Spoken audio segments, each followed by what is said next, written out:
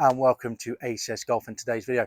The reason for today's video is, let's be honest, the golfing season in the UK and the Northern Hemisphere is coming to an end. I mean, we've got the Ryder Cup this weekend down in Rome, which is sort of the last big tournament in Europe before winter. And I've got my last Putting Kings tournament this weekend as well at the Grove, actually. So everything is starting to die down over here in the UK. It's getting colder, it's getting wetter, it's getting windier, getting muddier. The days are getting shorter. I will add though, I am filming this currently in about 22 degrees, which is more like a summer's day than an autumn's day over here. But anyway, so due to all of that, I thought I'd give you guys an update of what is in my bag, technically at the season end. Don't get me wrong, I know majority of you, such as myself, will continue to play over the winter months, but anyway, it is technically sort of the end of the golfing season. So I'm going to give you guys an update of what's in my bag. What I will do is I'll start with the clubs that haven't changed from the previous time I did this 6 months ago, and then we'll get into the clubs that are new and obviously explain why I've changed them. So first things first, one of the stable clubs that I can't imagine is going to come out anytime soon, and it's this. The Ping Crossover G410. 4-iron specifically, you know, everyone has a club in their bag, which is specifically really just that one off the tee that you're always going to go to if everything's sort of going wrong. And for me, it's this 4-iron. So dependable, you know, always really happy with it. Gets me to that sort of 200-yard mark, which is sort of all I need really from it. You know, if I need to find that fairway, lovely launch as well. So it really does have some good carry numbers on it as well. Stiff shaft as always, but just a really good club. Been in the bag now for ages, and I can't imagine I will ever get rid of this. Also done a review of this as well on the channel. I will mention the majority of these. I haven't done a review yet because I've got so much for you guys to review over the next couple of months. I think literally leading all the way to Christmas. So do remember to hit that subscribe button for the channel to make sure you don't miss any reviews of these clubs that I have coming up for you. Now, another thing that has not changed, and that is my wedges, specifically my sand wedge and my what was it, sand wedge, yes, and my lob wedge. There you go, got there in the end. So there you go, TaylorMade MG2s. Love them. I love the feel of them. I love the raw face. Got one in black, got one in chrome. I have to admit the lob wedge is looking a little bit more battered than the beginning of the season, but for me, I can't imagine these are going to come out of the bag. I think the only time we'll do is when they've sort of been warm to a crisp, and I'll need to change them to get a little bit more spin. So at the moment, very happy, and they're not going anywhere, because when it comes down to wedges, for me, it's all about the feel. It's all about the enjoyment. I love these wedges. I love the feel. I know exactly what I'm going to get for them. So I don't particularly want to be changing wedges and then leading myself to trouble. So there you go. Now, those are the only two things that haven't changed with my bag. So before I get on to the rest of the clubs, just to say my actual bag has changed itself. Still with Big Macs, but I've got a better stand bag now. Golf ball has changed as well. I used to use a lot of Kirkland, which I might go back to in the winter. I'm currently using this, the Wilson Staff model golf ball. Really quite reasonably priced over here in the UK at the moment. You can get them to around £30 for 12, which for a 4-piece premium golf ball is awesome. I think the price is starting to creep up, so I might go back to the Kirkland Performance Plus golf balls because they're great. But really nice golf ball, good control, good distance, and a very premium golf ball. I mean, it is Wilson Staff's, you know, their main golf ball. So, you know, up there. No, I wouldn't say maybe as good as the Pro V ones, but for the price of them, definitely a big tick in my box. Also, in addition, I will say, before I get into golf clubs, I've got a rangefinder as well. Amazon special on deal. I think it was only £60. Peak Pulse with slope. How good and accurate it is, who knows? But it's actually been a massive game changer for my sort of game itself. I used to always rely on those sort of GPS phones, but with that, it actually gives me exactly sort of the distance to the flag. I know exactly what it is. Don't have to wait for my GPS to actually work out where I am. I just find it's great because then I can really flag hunt. So if you've never used a rangefinder, I do suggest giving it a go, because to be honest, they really do help. Really happy with that. Now, okay, so we've gone through all that. Now let's get into the clubs, which is obviously the most important bit, and I'm sure the ones that you're really interested in. Now, we'll start at the bottom and then work our way up to the top. So at the bottom, there has been a change in the putter. So originally I was using the Bertinardi, loved it, but in the winter it's just a little bit harder and a little bit weightier. I just couldn't, sorry, in the summer that is, not the winter. In the winter was perfect, but in the summer on the quicker greens, I was really struggling with it. So I've actually gone for this, an Enroll ER5 hatchback. Now, for me, this is actually a bit of a weird one because it's actually a 33-inch club. So the weight is specifically for the 33. If you get a 34, it's a little bit lighter here with the idea of sort of counterbalancing and everything like that. But it's actually been extended to 34. And because the head's a little bit heavier, I'm absolutely really enjoying it. I'm finding that I'm hitting the ball up to the pin and past it. I'm not leaving anything short, which is great because the worst thing is in the world for me anyway is when you've got a birdie putt and you leave it short. So I'd much rather be going past it, which I am with this. Really happy with it. Obviously that mallet shape, so it's forgiving. And then of course you can use the lines as well, you know, to really help with alignment. So really happy with it. Got a flat, a flat cat Lampkin grip on it, which is actually the wrong way around. It's supposed to be that. And they've actually put it on like that, which actually I really like. It took me a while to get used to it, but because the way I hold my putter is very much similar to how I hold all my other golf clubs, it's actually really helped. So no, really happy with this. Can't imagine it's going to come in out of the bag anytime soon. So there you go. Now we've already mentioned what my lower wedges are, which are the TaylorMade MG2s.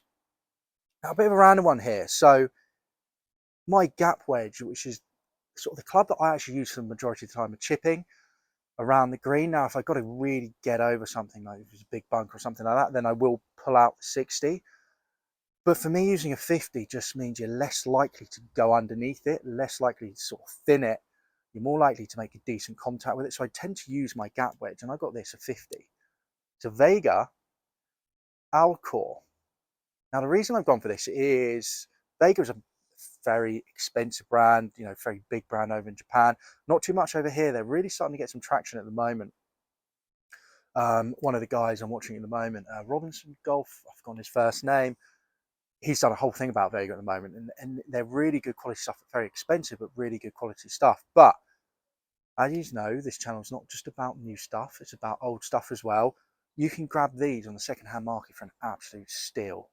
So I got this in really good condition. I've used it a lot already for under £50, and it's a forged wedge, really nice shaft, and I love the feeling of it for that chipping and that forged feel, that soft feel. I can judge really well, and I've really enjoyed sort of chipping around the green on it, approaching with it. So yeah, really cool wedge there. So very happy with that. Now on to my iron. So a big change here. Still Mizuno. If you watch my channel, you tend to know that I do tend to gravitate to Mizuno irons. And I think everything in the bag, I think, has been Mizuno.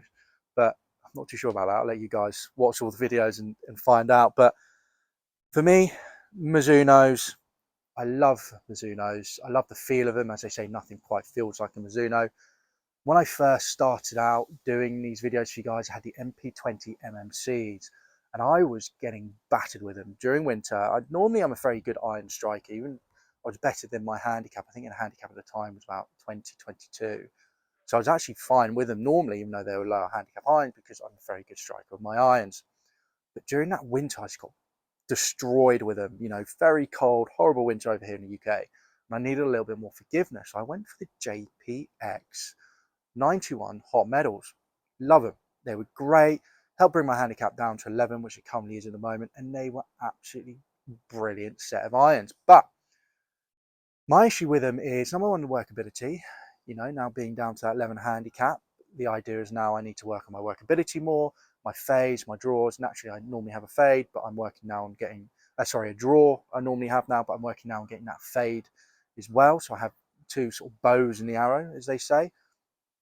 Two arrows in the bow, they say. So I have, you know, two different shots. And the idea there is they just didn't quite give me that. And also one thing with game improvement irons is they came out hot. So I did tend to find, because of the speed they came out, and even though the launch angle is very good because that's exactly what they want to do, you know, Even though the lofts are really quite strong, they still produce great ball flight. Because the spin is a lot lower, because of the stronger lofts, they tend to roll out quite a bit. So I went for these and I changed to this. So still MP20s, so not the MMCs, but the MP20 HMBs, all the way from pitch and wedge to 5-iron. I mean, just look at it. So I got the 6-iron here, absolutely beautiful. So that sort of hollow iron there, a bit like you know sort of your P, your TaylorMades out there, etc. Hollow forged iron. You know, obviously with your tungsten and everything in there. Review of these obviously will come out sooner rather than later, but absolutely gorgeous. And the idea with these is give me a little bit more forgiveness than the MMCs that I originally had. So, because let's be honest, any sort of forgiveness is better than none. I'd much rather have a more forgiving club, but well, a much more forgiving club over a non-forgiving club, 100%. But with these, they gave me more. They're going to give me more forgiveness, which they have done than the MMCs I originally had. Obviously, nowhere near as probably as a hot metal, but still enough for me to, even in my bad shots, I won't be punished that badly. And also, the difference is that sort of the ball flight is again very similar to what the hot metal was, but the difference is because of the spin of this, the ball stops dead. I mean, I played around with these the other day, and specifically the 6-iron, which I picked out here. Every single time, got that ball in the air, and I landed, because the greens were actually wet, it landed and actually rolled back. So hit the shots, got on pin high, and it actually came back a bit. And then on the 2 par 3s, 1 birdie, 1 par. Beautiful. Did it the same the other day as well when I was playing down Sutton Green. So with that higher spin rate, and again with a still like really extremely good launch, I'm just getting that more stopping power. So I can aim right at the flag and land it by the flag, rather than with the hot metal when I was like, okay, I need to aim this at the front of the green because I know it's going to roll up. If I aim at the flag, it could roll off the end of the green. The problem is that the majority of the time when you're aiming for the front of the green, you got bunkers there. So by doing that means I can now aim for the flag and get it to stick. Better workability, so I can keep on practicing on my fades. And just for me, I much prefer that sort of smaller looking club behind the ball, and that gives me exactly what I want. Absolutely gorgeous. Really beautiful clubs. Love the feel of them. I wouldn't say they felt as nice as the MP20 MMCs that I originally had because of that hollow construction, but very good. And when it comes down to the shaft, I've got the NS Pro Modus 3s, Tour 120 stiff flex, which I originally had, well, I actually had the MP18 MMCs as well, actually, a while back. Same shaft as that, which I really like, because I can get a really nice ball flight with that. So there you go.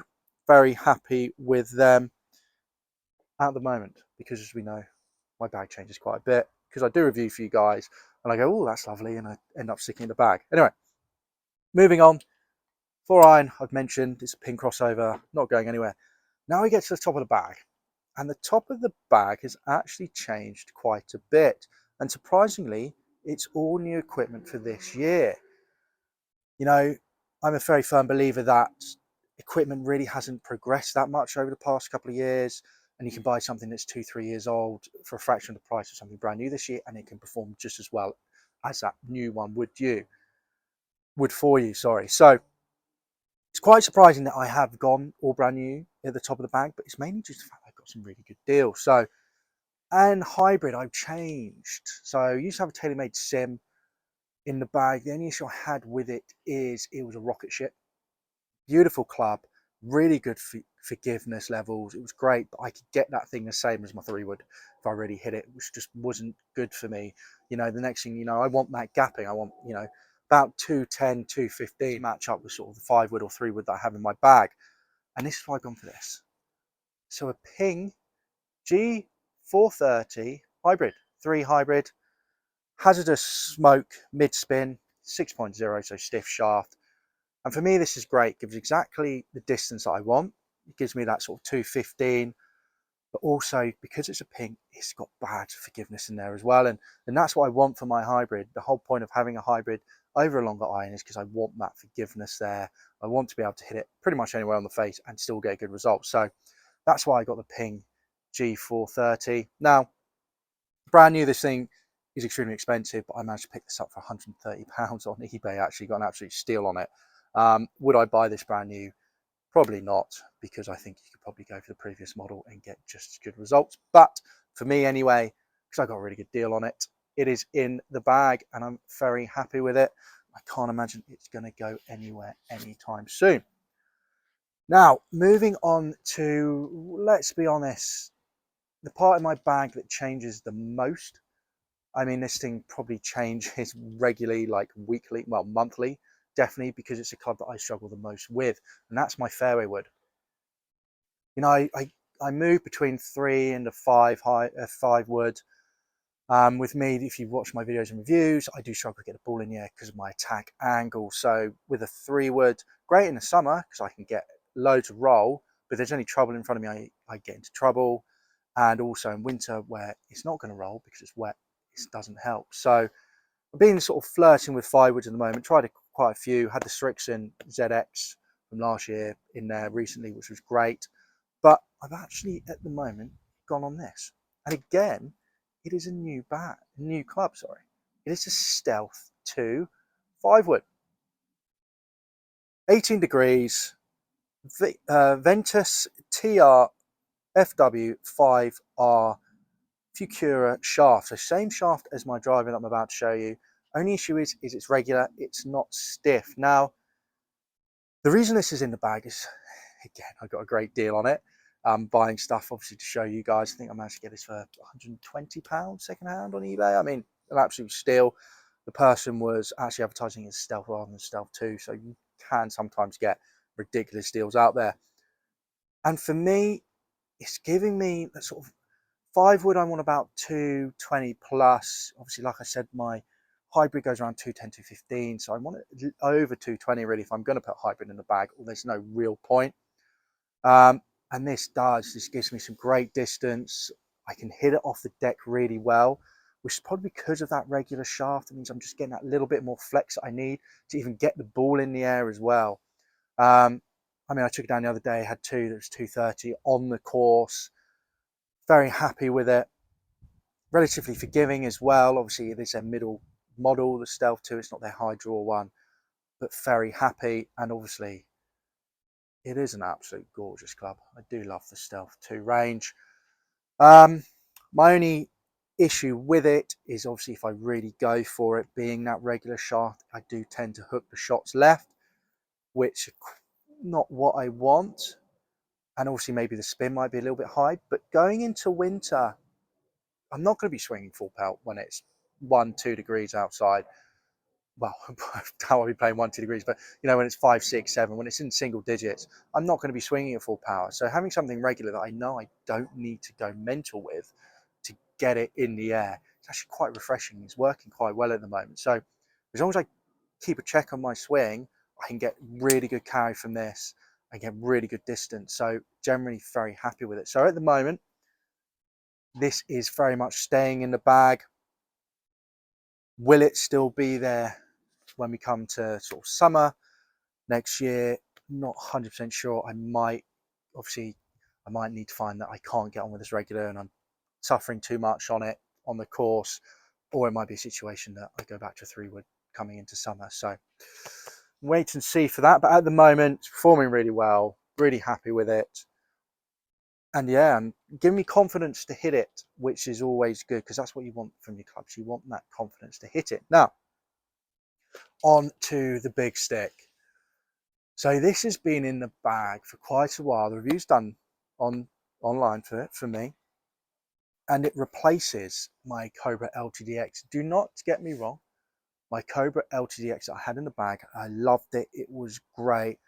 I just think the shaft wasn't the right shaft for me, even though it was stiff. It's quite flexible, stiff, and I just thought that it was spinning too much because I get great carry, but then I just wouldn't get the rollout on the course, you know, especially during the summer when everything's rock hard over here in the UK. You'd hope to get that a little bit more rollout, and I just wasn't getting it because I felt like I was just spinning a little bit too much. And I tested this. Managed to get a good deal on this. The TaylorMade Stealth 2. And for me, with this shaft, a Ventus shaft, same shaft as the fairway wood, so Fucura, but a stiff, 5 stiff rather than 5 regular, it just works absolutely perfectly.